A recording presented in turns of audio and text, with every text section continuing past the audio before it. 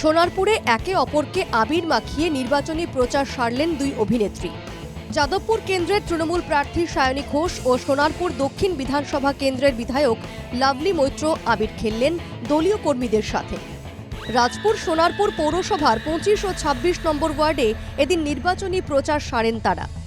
Bike ও টোটো নিয়ে এই দুই ওয়ার্ডের নানা এলাকা পরিক্রমা করেন। বহু জায়গাতেই মহিলারা বাড়ি থেকে বেরিয়ে এসে তাদের ফুল দিয়ে অভ্যর্থনা জানান। বারুইপুর পূর্বের বিধায়ক বিভাস সর্দারের সহযোগিতায় শুরু হয়েছে বসন্ত উৎসব।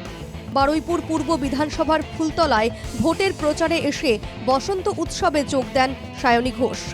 রং খেলেন কচি কাঁচাদের সাথে। রাজনীতিতে সৌজন্যবোধ বজায় রাখার বার্তা তৃণমূল প্রার্থীর।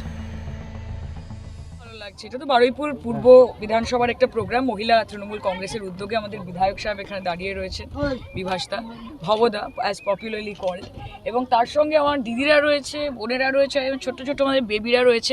ওদের সঙ্গে প্রকৃত অর্থে বলতে পারো যে দোলের শুভ সূচনা হলো ওদের সঙ্গে।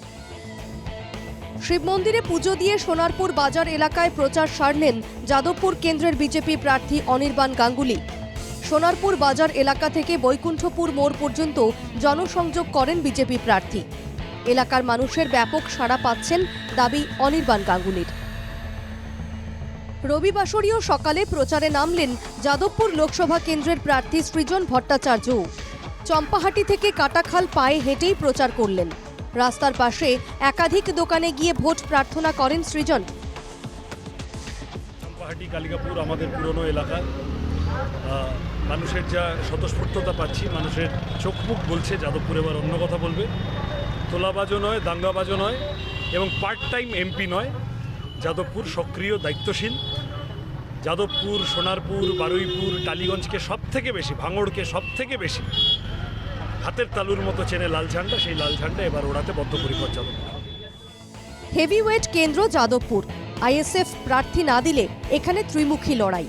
3 দলের 3 প্রার্থীর প্রচারে জমজমাট রোববার। উজ্জ্বল সরকারের রিপোর্ট, NKTV বাংলা।